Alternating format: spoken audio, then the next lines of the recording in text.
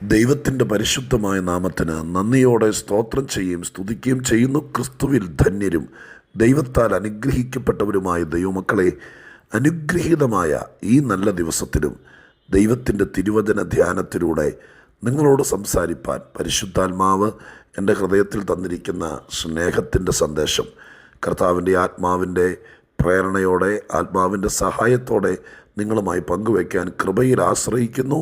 ലോകത്തിൻ്റെ നാനാഭാഗത്ത് ചിതറിപ്പാർത്ത് ദൈവവചനം കേൾക്കുകയും ദൈവത്തെ ആരാധിക്കുകയും ദൈവത്തിനായി ജീവിക്കുകയും ദൈവത്തെ അനുസരിക്കുകയും ചെയ്യുന്ന എൻ്റെ എല്ലാ പ്രിയപ്പെട്ടവർക്കും യേശുക്രിസ്തുവിൻ്റെ ധന്യമുള്ള നാമത്തിൽ വിനീതമായ സ്നേഹവന്ദനങ്ങൾ അറിയിക്കുന്നു. ഒപ്പം നമ്മുടെ രക്ഷിതാവും കർത്താവും വീണ്ടെടുപ്പുകാരനും സ്നേഹത്തോടും സ്നേഹവായ്പോടും കരുതലോടും കൂടെ നമ്മെ നയിക്കുന്ന നമ്മുടെ മഹാദൈവത്തിന് സകല ആരാധനയും പുകഴ്ചയും മഹത്വവും സ്തുതിയും സ്തോത്രവും എല്ലാം കരയറ്റിക്കൊണ്ട് തിരുവചനത്തിൽ നിന്ന് വാക്യം വായിക്കാൻ ആഗ്രഹിക്കുന്നു. ശ്രദ്ധിച്ചാലും ഇന്നത്തെ ആത്മീക ചിന്തയ്ക്ക് ആധാരമായിരിക്കുന്ന വാക്യം പഴയ നിയമത്തിലെ യോവേൽ പ്രവചനത്തിൽ നിന്നാണ്. യോവേൽ പ്രവചനം 3-ാം അധ്യായം 1-2 വാക്യങ്ങൾ ഞാൻ നിങ്ങൾ വായിച്ചു കേൾപ്പിക്കാം. യോവേൽ പ്രവചനം 3-ാം അധ്യായം 1-2 വാക്യങ്ങൾ. ഞാൻ യഹൂദയുടെയും യെരുശലേമിൻ്റെയും സ്ഥിതി മാറ്റുവാനുള്ള നാളുകളിലും കാലത്തിലും ഞാൻ സകല ജാതികളെയും കൂട്ടി യഹോശാഫാത്ത് താഴ്വരയിൽ ചെല്ലുമാറാക്കുകയും എൻ്റെ ജനനിമിത്തവും എൻ്റെ അവകാശമായ ഇസ്രായേൽ നിമിത്തവും അവരോട് വ്യവഹരിക്കുകയും ചെയ്യും. ഒന്നുകൂടെ ഞാൻ പ്രധാന ഭാഗം വായിക്കാം. ഞാൻ യഹൂദയുടെയും യെരുശലേമിൻ്റെയും സ്ഥിതി മാറ്റുവാനുള്ള നാളുകളിലും കാലത്തിലും ഞാൻ സകല ജാതികളെയും കൂട്ടി യഹോശാഫാത്ത് താഴ്വരയിലേക്ക് ചെല്ലും. ഇസ്രായേലിനെയും യഹൂദയും ഈ കൂട്ടരെക്കുറിച്ച് വേദപുസ്തകത്തിൻ്റെ പഴയ നിയമ കാലഘട്ടത്തിലെ സകല പ്രവാചകന്മാരും സകല ശുശ്രൂഷകളും സകല അരുളപ്പാടുകളും ഈ ജനതയുടെ അഥവാ ദൈവത്തിൻ്റെ സ്വന്തം ജനമെന്നറിയപ്പെടുന്ന ഇസ്രായേൽ രണ്ടായിട്ട് വിഭജിക്കപ്പെട്ടല്ലോ, യഹൂദയെന്നും ഇസ്രായേലെന്നും. ഈ രണ്ട് കൂട്ടർക്ക് വേണ്ടി ദൈവം തമ്പുരാൻ എഴുന്നേൽപ്പിച്ച പ്രവാചകന്മാർ, ദൈവം തമ്പുരാൻ എഴുന്നേൽപ്പിച്ച ശക്തന്മാരായിരിക്കുന്ന ദൈവത്തിൻ്റെ ദാസന്മാർ, അവരെക്കൊണ്ട് ദൈവമായ കർത്താവ് ഈ ജനത്തെ ദൈവം ആഗ്രഹിക്കുന്ന നിലവാരത്തിലേക്ക് കൊണ്ടുവരാൻ വേണ്ടി എത്രയോ പ്രാവശ്യം അവരെ ബാലശിക്ഷയിലൂടെ കടത്തിവിട്ടു. പിന്നെ അവരെ മടക്കി വരുത്തി. പ്രവാചകന്മാരിലൂടെ ഓരോ കാലഘട്ടത്തിലും അവരോട് ദൈവത്തിൻ്റെ ഹൃദയത്തിൽ അവരെക്കുറിച്ചുള്ള വിചാരങ്ങൾ എത്ര ശ്രേഷ്ഠവും വലുതുമാണെന്ന് ഒന്നല്ല രണ്ടല്ല ഒട്ടനവധി പ്രാവശ്യം അറിയിച്ചു.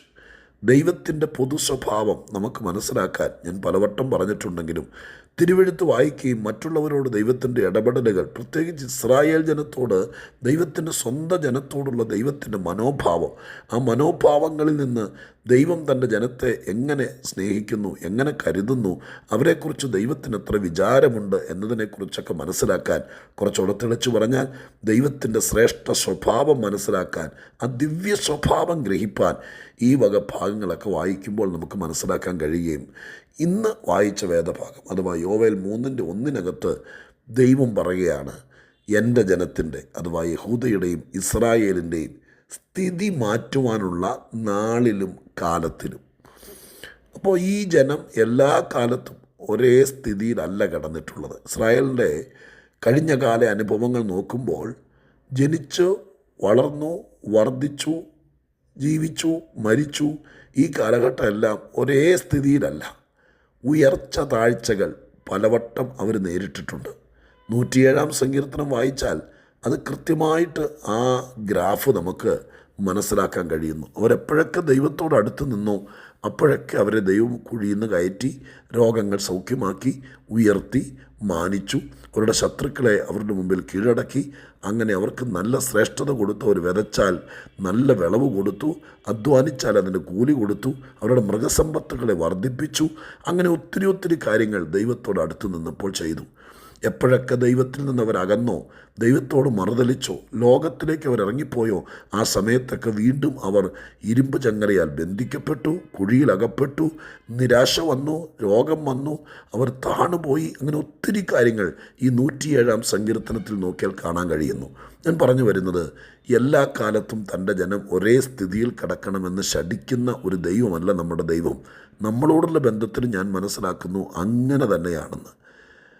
നിങ്ങൾ ഭക്തിയോടും ദൈവകൃപയോടും ദൈവാശ്രയത്തോടും ദൈവോധനം കേട്ടനുസരിച്ച് ദൈവത്തിൻ്റെ സാക്ഷികളായി. പുതിയ നിയമത്തിൽ അങ്ങനെയാണല്ലോ പറയുന്നത്, എവിടെ പോയാലും ഞാൻ ദൈവത്തിൻ്റെ പ്രതിനിധിയാണ്, ദൈവം ജീവിക്കുന്നു, യേശുക്രിസ്തു ലോകത്തിൽ വന്നിരുന്നു, കർത്താവ് എന്തിനു വന്നു, കർത്താവിൻ്റെ ദൗത്യം എന്തായിരുന്നു, ആ കർത്താവ് വന്നതുകൊണ്ട് എനിക്ക് കിട്ടിയ മാറ്റം എന്താണ്, ഈ കാര്യം മറ്റുള്ളവരുടെ നടുവിൽ, സമൂഹ മധ്യത്തിൽ, കുടുംബക്കാരുടെ ഇടയിൽ ചെന്ന് പാർക്കുന്നിടത്ത് വെളിപ്പെടുത്തുന്നവരാണ് വാസ്തവത്തിൽ ദൈവത്തിൻ്റെ പ്രസാദം ലഭിച്ച, ദൈവം ആഗ്രഹിക്കുന്ന ദൈവത്തിൻ്റെ മക്കൾ.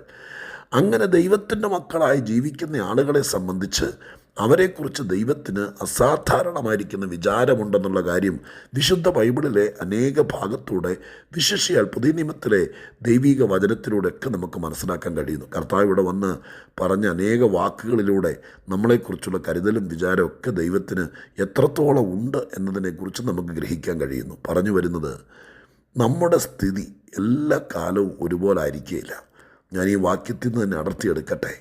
അവിടെ പറയുന്നു, ദൈവം തൻ്റെ ജനത്തിൻ്റെ സ്ഥിതി മാറ്റുവാനുള്ള നാളും കാലവും വന്നപ്പോൾ എല്ലാവരെയും കൂടി കൂട്ടിക്കൊണ്ട് യഹോശാഫാത്ത് താഴ്വരയിൽ ചെല്ലുമാറാക്കി. ഞാനത് ക്രോഡീകരിച്ചിങ്ങനെ പറയാം. തൻ്റെ ജനത്തിൻ്റെ സ്ഥിതി മാറുവാൻ ദൈവം കരുതി വച്ചിരിക്കുന്ന കാലവും നാളും എല്ലാം ഉണ്ട്. നമ്മുടെ ജീവിതത്തിലുണ്ട് കേട്ടോ. എന്നും കരച്ചിലായിരിക്കില്ല, എന്നും കടം മേടിക്കലായിരിക്കില്ല, എന്നും അലഞ്ഞുതിരിയലായിരിക്കുകയില്ല, എന്നും ആരുടെയോ ഔദാര്യത്തിനോ ആരുടെയോ സഹായത്തിലോ കാര്യങ്ങൾ നടത്തുന്നവരായിരിക്കുകയില്ല. നിങ്ങൾക്കിന്ന് ആരുമില്ലെങ്കിലും, നിങ്ങളുടെ പ്രതീക്ഷിച്ച ചിറകുകളൊക്കെ അരിഞ്ഞു പോയെങ്കിലും, നിങ്ങൾ ഒറ്റപ്പെട്ടെങ്കിലും പേടിക്കരുത്. നിങ്ങൾ ദൈവത്തിൻ്റെ വകയാണെങ്കിൽ എല്ലാ കാലവും ഒരേ സ്ഥിതി ആയിരിക്കുകയില്ല. നിങ്ങളുടെ ജീവിതത്തിൻ്റെ 20-ാമത്തെ വയസ്സിൽ നിങ്ങളുടെ സ്ഥിതി എന്തായിരുന്നു? അത് 25 എങ്ങനായി? 35 എത്തിയപ്പോഴോ 50 ആയപ്പോഴോ? ഓർത്ത് നോക്കിയേ. ഞാൻ പുറകോട്ട് നോക്കുമ്പോൾ ഓരോ കാലങ്ങളിലും ദൈവം സ്ഥിതി മാറ്റി തന്നു. നിങ്ങളുടെയും എൻ്റെയും ജീവിതത്തിൽ ഇനിയും ദൈവം കുറിച്ച് വെച്ചിരിക്കുന്ന നാളും കാലവും ഉണ്ട് ബ്രദറെ, ഉണ്ട് സിസ്റ്ററെ. ഇന്ന് നീ ഒരു തുരുത്തിൽ ഒറ്റപ്പെട്ട് നിൽക്കുന്നത് പോലെ, യെശയ്യാവ് എവിടെ എഴുതിയിരിക്കുന്ന പോലെ, ഒരു ദ്വീപിനകത്ത് ചുറ്റും വെള്ളത്താൽ അക്കരയ്ക്ക് പോകാൻ പറ്റാതെ ദ്വീപിൽ പെട്ടുപോയതുപോലെ നിൽക്കുന്ന ഒരു ആളാണെങ്കിൽ ആ സ്ഥിതിയിൽ എല്ലാ കാലം കടക്കില്ല. ആ ദ്വീപിൽ നിന്ന് പൊക്കിയെടുത്ത് ദൈവം ഉദ്ദേശിക്കുന്ന ഉന്നതമായ സ്ഥാനത്തേക്ക് കൊണ്ടുവരുവാൻ ദൈവം നിശ്ചയിച്ചൊരു കാലവും ഒരു നാളും ഉണ്ടാവും. അത് അടുത്ത് വരുമ്പോഴേക്കും ഉണ്ടല്ലോ, നമ്മൾ പോലും അറിയാതെ നമ്മളെ ചില സ്ഥാനത്തേക്ക് ചെല്ലുമാറാക്കും എന്നൊരു വാക്ക് എഴുതിയിരിക്കുന്നത്. ചെന്നു എന്നല്ല, യഹോശാഫാത്ത് താഴ്വരയിലേക്ക് അവരെ ചെല്ലുമാറാക്കി എന്നെഴുതിയിരിക്കുന്നത്. ചെന്നതല്ല, അതിൻ്റെ അവസരങ്ങൾ, അതിൻ്റെ മുഖാന്തരം, അതിന് ചില വ്യവസ്ഥകൾ, ചില കാര്യങ്ങൾ ദൈവമായിട്ടങ്ങ് ഉണ്ടാക്കും. അപ്പം നമ്മളിവിടെ ചെല്ലേണ്ട സ്ഥിതി വരും. അതാ ചെല്ലുമാറാക്കും എന്ന വാക്കിൻ്റെ അർത്ഥം. ഞാൻ നിങ്ങളോട് പറയട്ടെ, കാര്യങ്ങൾ മാറി വരുമ്പോൾ, സ്വർഗം നിങ്ങളുടെ സ്ഥിതി മാറ്റേണ്ട സമയമാകുമ്പോൾ, എൻ്റെ കർത്താവും നിങ്ങൾ വിചാരിക്കാതെ, ഇവിടെ യഹോശാഫാത്ത് താഴ്വര എന്ന് എഴുതിയിരിക്കുന്നത്, ഞാൻ ഇന്ന് ചിലത് കൂട്ടിപ്പറഞ്ഞ് പ്രാർത്ഥിക്കട്ടെ. നിങ്ങൾ ഏതെങ്കിലും ഒരു പ്രാർത്ഥനക്കാരുടെ അടുക്കിലേക്ക് ദൈവം ചെല്ലുമാറാക്കും. നിങ്ങളുടെ ദൈവമായ കർത്താവ് ഏതെങ്കിലും ഒരു ദൈവദാസൻ്റെ അടുക്കിലേക്ക് ചെല്ലുമാറാക്കും. ചിലപ്പോൾ ഒരു ദൈവത്തിൻ്റെ ആലോചനക്കാർ നിങ്ങളുടെ വീട്ടിലേക്ക് വരുമാറാക്കും. ചിലപ്പോൾ ദൈവം തമ്പുരാൻ നിങ്ങൾ പാർത്തിരുന്ന സ്ഥലത്ത് നിന്ന് ഒരു കൊച്ചു ജോലിയോടുള്ള ബന്ധത്തിൽ മറ്റൊരു പട്ടണത്തിലേക്ക് ചെല്ലുമാറാക്കും.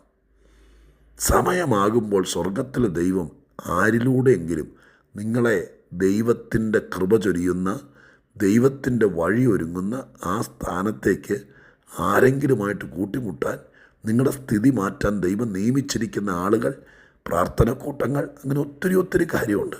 ഈ ഭൂമിയിൽ ദൈവം കണ്ടുവച്ചിരിക്കുന്ന, മനുഷ്യൻ്റെ സ്ഥിതി മാറ്റാൻ ഒരുക്കിയിരിക്കുന്ന ഒരുപാട് കാര്യങ്ങൾ. അവിടേക്ക് ദൈവം ചെല്ലുമാറാക്കും. നമുക്ക് മനസ്സൊരുക്കത്തോടെ കാത്തിരിക്കാം. ജീവിതത്തിൻ്റെ സ്ഥിതി മാറുമ്പോൾ ഞാൻ 4 കാര്യങ്ങളെങ്കിലും ഇതിനകത്തുനിന്ന് പറയാം. 1, എല്ലാ കാലത്തും മനുഷ്യൻ്റെ സ്ഥിതി ഒരുപോലെ ആയിരിക്കില്ല. 2, സ്ഥിതി മാറ്റുന്നൊരു ദൈവമുണ്ട്. 3, സ്ഥിതി മാറ്റുവാൻ ദൈവം തമ്പുരാൻ കരുതി വച്ചിരിക്കുന്ന ഒരു കാലവും ഒരു നാളുമുണ്ട്. 4, സ്ഥിതി മാറ്റുവാൻ ദൈവം കരുതി വച്ചിരിക്കുന്ന ഒരു സ്ഥലമുണ്ട്. 5, സ്ഥിതി മാറ്റേണ്ട സമയമാകുമ്പോഴേക്കും ആ സ്ഥലത്തേക്ക് നീ പോലും അറിയാതെ, നിൻ്റെ കയ്യിൽ വണ്ടിക്കൂലി പോലും ഇല്ലെങ്കിലും ആരുടെയെങ്കിലും വണ്ടി കയറ്റിയാണെങ്കിലും നിന്നെ അവിടെ ചെല്ലുമാറാക്കും. ഇത് ദൈവത്തിൻ്റെ പദ്ധതിയാണ്. സ്വർഗം അത് ചെയ്യട്ടെ എന്ന് നമുക്ക് അകമഴിഞ്ഞ് പ്രാർത്ഥിക്കാം. ഈ ദിവസങ്ങളിൽ ആ സ്ഥാനത്തേക്ക് ചെല്ലുമാറാക്കട്ടെ. കടം തീരാൻ, മാന്യത വരാൻ, ശുശ്രൂഷ വെളിപ്പെടാൻ, ഉയരാൻ, ദൈവം പറഞ്ഞിരിക്കുന്ന വാഗ്ദത്തങ്ങൾ നിറവേറുവാൻ അവിടേക്ക് ചെല്ലുമാറാക്കട്ടെ. പ്രാർത്ഥിക്കട്ടെ.